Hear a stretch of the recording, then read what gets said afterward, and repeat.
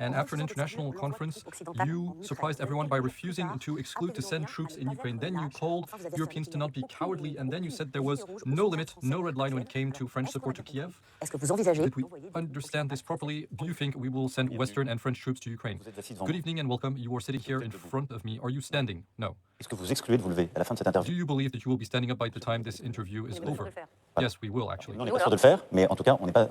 we're not sure that we will send troops, but we're not in the situation yet.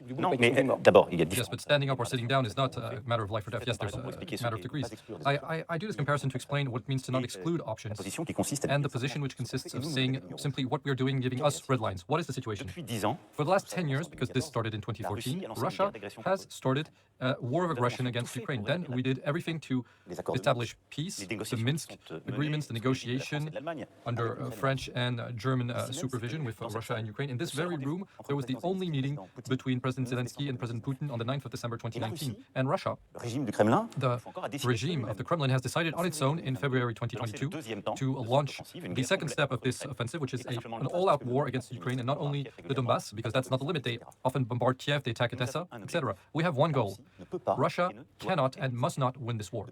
For the last 2 years, we've been helping Ukraine, and if things were to slip, it would once more only be the responsibility of Russia. This means that if we decide to be weak today, if in the face of someone who has no limits, someone who's gone beyond all of the limits that we impose, if we naively say, I won't do this, I will never cross this line or another, in that case, you don't decide on peace, you already decide on defeat. And you've decided to say that. Yes, yes.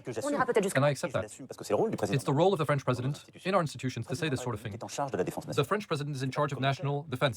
He decides for the safety of the country what is at stake in Ukraine. An existential war for Europe and for France. I hope we'll come back to that because it's a key topic. And so I decide, because after 2 years of war, and I'd just like to remind you that we systematically did what we said we wouldn't do, which really changes the way you should hear at what other Europeans are saying. 2 years ago, we were saying we'll never send tanks, and we did it. 2 years ago, we said we'll never send missiles, and we did it. We said we'll never send planes, and some people are sending planes now. So we've put too many limits in our vocabulary. This is not an escalation. We're not at war with Russia. However, we have to be clear. We cannot let Russia win. But the French don't understand your vocabulary. They don't understand under which conditions French soldiers could go fight in Ukraine. Is it because the Russian army would break the Ukrainian front line? Is it in the case that a key city like Odessa would fall? You were not precise, but yes, but maybe I was right to not be precise. But the two conditions I've just talked about, are they science fiction or is it a possibility? For the last few years, we've been living in a world where what we thought unthinkable is actually happening. This is the end of this naivete that I talked about a few years ago. We have war on in Europe. Between Strasbourg and Lviv, there's less than 1,500 kilometers. Can you imagine? War is in this country, so it's not a fiction, and it's not far away. What happened? So all of these options are possible. The only person who will be responsible for that is the regime of Russia. Never will we start an offensive war. We will never take that initiative. France is a force for peace. However, today, to have peace in Ukraine, you mustn't be weak. And so we have to look at the situation, and we have to be determined. We have to be brave. We have to put the resources necessary to make sure that the Russians don't win. So we're preparing ourselves. We're training for operations, airstrikes. Boots on the ground? Well, France has not waited February 2022 to start preparing. We have a full army, we have a deterrence force, and we have an operational army. I'd like to remind you once more to honor our soldiers and their families. We are one of the few countries in Europe that for the last 10 years has had troops deployed in Sahel to fight terrorism. And we've lost dozens of people there. Yes, but it wasn't the same type of battle. Yes, but we were fighting Islamists we were fighting terrorists. So we were fighting domestic terrorists to prevent the sovereign state from collapsing and to protect our outposts. But do we believe? So we don't have to do that now in Ukraine, but does that mean we should exclude the possibility of doing it? What I've said is that we're ready, and I've decided at the start of my new term as French president, I've decided to make sure that we double the budget of the military. So we're not simply waking up today. I just want to clarify a point, which is that what's happened these past few months is a deep, deep change. And what I asked on the 16th of February with Zelensky, what led me to say what I said, and to decide on very hands-on steps with with our allies. What decided all this is that the Ukrainian counteroffensive didn't go as planned, and the situation these last few weeks has been difficult for the Ukrainians. It's a very difficult situation, but they have limits. They have limits in terms of troops, because Russia is a larger country, and once there are only Ukrainian men, they have this limit. There's also a limit in terms of shells, in terms of missiles, because as I'm speaking, when Russia shoots 10 shells, we shoot 1 shell back.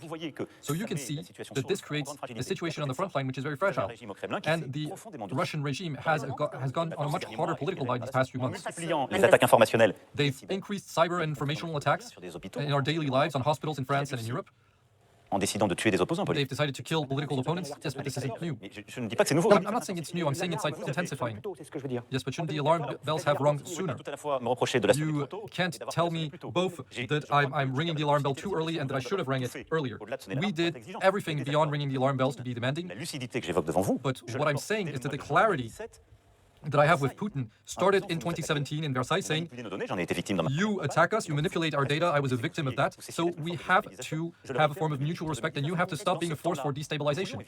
At the time, we wanted to avoid war, then we wanted to help Ukraine to resist. Now the context on the Ukrainian front is changing. Russia is changing at home, and it's multiplying its attacks. So yes, I'm telling this to you very clearly, at the start of 2024, we need to wake up. So if we send soldiers, is it infantrymen, is it advisors? Let's not talk about that. We have to keep it in mind, but we shouldn't talk about it. Well, no, I don't want it to happen. I would like for Russia to stop this war and to retreat from its positions. Yes, but you don't believe that will happen. What's important is, it's not what I want, but I shouldn't give visibility to someone who's not giving me any. You should ask President Putin where his red lines are. Yes, but your Ministry of the Military has given some visibility. He said we're not sending troops there. Yes, because he distinguished what we were implementing from what we need to do in case we need to adapt. We decided on the 26th of February in Paris that we should go further in assistance to Ukraine, create a coalition to supply them missiles and bombs that will allow them to hit Russian targets in Ukraine, not in Russia. We've decided as well to accelerate. We've decided to go look for ammunition everywhere where it's available. That's what I did in Prague as well. And we decided to launch 5 common actions, and we all agreed around this table, Europeans, Americans, Canadians, British. We've decided to clear the minefields, produce and repair equipment, deploy civilian forces at the border with Belarus, protect the border with Moldova, and have also defensive actions for cyber attacks on the Ukrainian ground. But they've decided not to send troops, and they were very clear as soon as you said that. Yes, but we can come back to that. Yes, but that's the core of the issue. And yes, they're right, but that's what we've decided today, and that's a change. We decided that in Paris, and it's the start of this change. We will do what is necessary to reach our goal, because if Russia would win, the life of the French people would change. How? We will have no more security in Europe anymore. Who can think for 1 second that President Putin, who has respected none of these limits and none of his commitments, who can believe that he will stop? So what's going on in Ukraine today is part of France's vital interests. The security of Europe and the security of the French people is at stake there. And those are our vital interests. So you are using words that mean something specific. I'm talking about security. Yes, but you said it was an existential threat. Yes, I did. We've already suffered the consequences of this war. We've suffered these attacks. In several of our hospitals, we've had days of malfunctions because of this Russian aggression. We've had consequences in Europe, the price of gas, the situation of our economy, the cost of wheat, the economic imbalances are consequences of this war that Russia started. And if Russia wins this war, the credibility of Europe will be reduced to nothing. What would be the credibility of the EU if we let this happen? The safety of Europeans, what would be left of it? Do you believe that the Polish, the Baltic countries, the Romanians, the Bulgarians, do you think they'll be at peace? And, which is nothing to say of Moldova, which is not in the EU currently, but would be threatened immediately. So what you're saying is that Putin will find other prey. Is that what you're saying? In the past, we've already seen regimes who would kill political opponents domestically and wanted to conquer everything we would let them conquer. So Putin would stop there if he won this war. Yes, and I believe that's a perfect consensus around that. The American president, the German chancellor, so only military power can stop him. And we have to stop him in Ukraine. Today, to repeat what Churchill said, we have to dare for peace. Wanting peace is not choosing defeat. Wanting peace today is not abandoning Ukraine. It's to be realistic, to be strong, and to be ready to adapt to the choices that Russia would do. And so if war was to come, was to spread to Europe, it would be the only choice and the only responsibility. It would be only the choice and responsibility of Russia. But if we were to decide to be weak, If we were to decide today that we wouldn't answer that, that's already a defeat, and I don't want that. But unlike what you are saying and what you want to believe, many of my counterparts agree. I was in Prague, and next to me, the Czech president said exactly the same thing. A few days ago, the Lithuanian president said, again, that all the options should be open, and he even has a mandate of his parliament to send troops. So, yes, we are in a position of leadership, as we always were. In March of 2022, in Versailles, we decided on a strategic agenda, the agenda for the autonomous strategy of Europe. It's called the Versailles Agenda, and we were on the forefront. We had a debate on the possibility to recognize the candidacy of Ukraine to enter the EU. There weren't many people there. 2 months later, I was taking a train to Kiev with Chancellor Scholz and Draghi, and the three of us were saying with President Zelensky that we were in favor, and we were deciding it would be the case. So things are moving forward. You simply need to impulse. You simply need to be clear, and it's my responsibility. And what I want to highlight is that my responsibility is the safety of the French and national defense, and our safety is at stake in Ukraine today. Today, March 2024, is the Russian regime, is it the enemy of France? It is our opponent. What is the nuance between enemy and nuance? We're not at war with Russia, but Russia is at war with us. There are cyber attacks. It's a form of warfare. Russian agents in Paris caused agitation in Paris. Yes, it's a hybrid attack, but we should qualify these. So what would it take for you to call Russia our enemy? If Russia decides on a new escalation which would drag all of us into a conflict, and I hope that will not be the case, but for sure, today, Russia is an opponent. The Kremlin regime is an opponent. We're not at war with Russia and the Russian people. We support Ukraine. We do everything so that it can cause Russia to fail, because, quite simply, there is no lasting peace if there is no sovereignty and return to the borders, internationally recognized borders of Ukraine and Crimea. And the Ukrainians will have to decide on that. It's up to them to decide. There will be no safety or lasting peace if it's not the result of a negotiation led by the Ukrainians, and there will be no safety for the French if there is no peace over there. Peace is not surrender of Ukraine. Nor is it the amputation of Ukraine, because that would already be choosing to be weak. So I believe there's a lot of coherence in the position of France since the beginning. However, there's an escalation from Russia, and this escalation, we must say that we are ready to fight it. Could Russia target you? You've refused to go to Ukraine recently for security reasons? No, not at all. It's what Russia said. You shouldn't believe them. It's interesting because the public debate is full of Russian false information, and a lot of people are sure of that now. The matter of troops on the ground arrives in the collective debate because the Slovak Prime Minister, who's very close to Russia, says that the secret project is to send troops there. So we have to react every time. So why did I change the schedule? Because President Zelensky was coming to Europe for the security conference in Munich, so I proposed that he would come to sign the bilateral agreement here. And thanks to the very long discussion we had, I told him, well, rather than to be next to you in Kiev, it would be more useful if I could impulse this change with the Europeans, which is what we did on the 26th, and try to go further and to make everyone realize that things are changing and that they are changing quickly and that they are not changing the right way. And that's what I will say tomorrow in Berlin, where I will see Chancellor Scholz and their Prime Minister.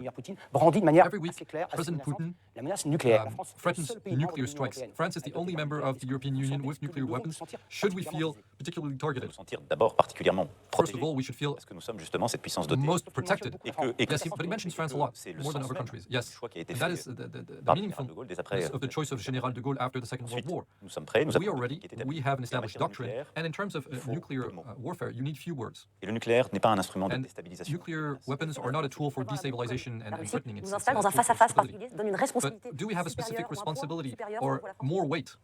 Because of that. Our nuclear capability, first of all, is a guarantee of security for the French people, one that few other countries in the world have. It gives us a responsibility, the responsibility of being a power with that sort of weapon, so we must never be escalating verbally. Yes, but Putin does it.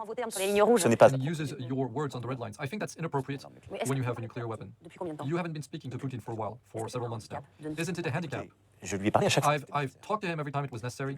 I talked to him for hundreds of hours before February 2022. I talked to him a lot between February and April to try to stop this war and negotiate peace. But once he started to have no respect for any framework, he was saying that it was a special operation, but this was false. He was doing war crimes in the north of the country. So from that standpoint, discussion had no meaning. Then I had a few discussions on the nuclear matter specifically because of the Zaporizhzhia facility, which was close to the front line. So we had things that we needed to do to protect that nuclear power plant. So that's when I talked to him. But the discussions, I'm ready to have discussions at any given time, but we need to be talking to someone who's telling the truth and who wants peace, which is not the case today. C'est un autocrate. According to you, Vladimir Putin is a Russian patriot? Is he a despot? He's committing crimes against the civilian? So when you look at what he's saying, only a dictator C'est le can président do de la that. Fédération de He's the Russie president qui of the aujourd'hui Federation of Russia, est pris dans and une dérive today Personnel. he's, et autoritaire dans he's son pays. involved in Et qui a fait le repression choix and ces authoritarianism. dernières années de manière accrue And these past few years, d'être une puissance he's de decided to be déstabilisation a destabilizing en Europe, power en lançant in une Europe guerre dont il a la by seule launching a war that he's responsabilité entirely de responsible tous. for Mais dans and beaucoup by de threatening théâtres the d'opération, security of du all. Proche et And in Moyen-Orient, other Caucase, en allant jusqu'à l'Afrique, in other la Russie theaters, est une puissance qui Caucasus, Africa, Russia is a power that destabilizes the world. So you won't negotiate peace. un ordre, Who could do un this? ordre des temps. The Je Americans? suis sans doute le dirigeant en responsabilité qui I'm probably the head of state that has spoken most to him. Il y a un certain froid entre vous. But now we can say that you don't speak anymore. Et No, d'ailleurs, it's les personnaliser, ça there's nothing personal about that. It would be meaningless to make this a personal affair. This is not a novel or a series. Non, mais Yes, but Trump speaks to la vie him. de la mort. Et, We're talking about life and death. And je suis informé. as far as I know, Soit président des États-Unis. I don't feel like Trump is president of the USA. Yes, Il but n'y a pas un risque, il y a la guerre. Au moment right now we're clearly at war. Right now, men and women are dying in Ukraine because of President Putin. And if Ukraine falls, our security will be nous sommes dans un at temps risk. aujourd'hui qui est So décidé. right now we must Nous resist. sommes dans un temps, et c'est celui que j'assume, qui consiste à dire And we must say, if Russia continues to escalate, if the situation were to get worse, we need to be ready, and we will be ready to take the right decisions so that Russia never wins this war. C'est en économie de et guerre. viendra Which is why you said that France is in a war economy. And we hope we will return to peace as quickly as possible avec le président de la Fédération. once we start talking to the president of the Russian Federation, whoever he is. And you were saying that France was in a war economy. We were talking about shells earlier. We look at the numbers with Anne-Sophie. Moins de 100 Currently, par jour, sauf France is erreur de producing notre less than part. 100 shells a year. This is what Ukrainian soldiers use in a few minutes. C'est très modeste, mais c'est le maximum. Very modest. This is the most that we can do. It's modest and it's quite normal for this category because we do not have a defense industry which is adapted to a high-intensity territorial war, which was not something we had planned, and we never felt that we should have to Février 2022, have this sort of war ourselves. At the start of February 2022, I've declared to all of the French industry that we were going into the war economy and we needed people to produce more and more quickly. plusieurs segments qui étaient On essentiels. several key segments for the Ukrainians, we've done the work. The Caesar cannons, which are key to defending Ukraine, we've multiplied their production. And where we delivered a couple dozen since the start of the conflict, this year, because we've multiplied production, we are going to produce 75 Caesar cannons, and they're all going to go on the Ukrainian front. It's much more than what we've done since the start. We've multiplied our production by 3 categories of shells and missiles that are relevant for the Ukrainians. But yes, we have limits, and that's true for all European countries. And what do we do to face this? We increase our capacity, we increase the rhythm, but it takes some time because you have to create new production lines, new production structures, and we decided to create them in Ukraine because it's closer, it can go faster. It's what was decided with all of the partners, and it's what we're going to do hand in hand with Germany. Yes, they're going to be exposed to bombardments as well. What you are highlighting here is a contradiction in some of our partners who are ready to produce in the Ukrainian ground but not ready to go further. But maybe French engineers will be exposed in Ukraine.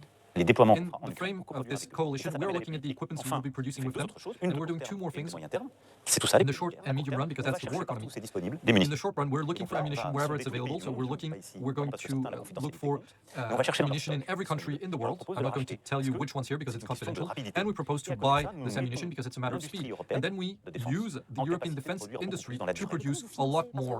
So how do we pay for this? Because we have budgetary issues in France. How are we going to pay for this war effort? First of all, I'm going to be very honest with the French people and with you. We cannot all say for the last 2 years Cette guerre that this war is an existential war, and to say that we're going to continue to live as if Donc nous, it's business as usual. So we've anticipated, because we have a military program law, we've doubled the budget of the military, we've made budgetary choices since 2022, and we are paying for the aid in Ukraine. So we've already jusqu'à 3 we've milliards. already funded 4.2 billion euros, and we're going to do 3 more this year.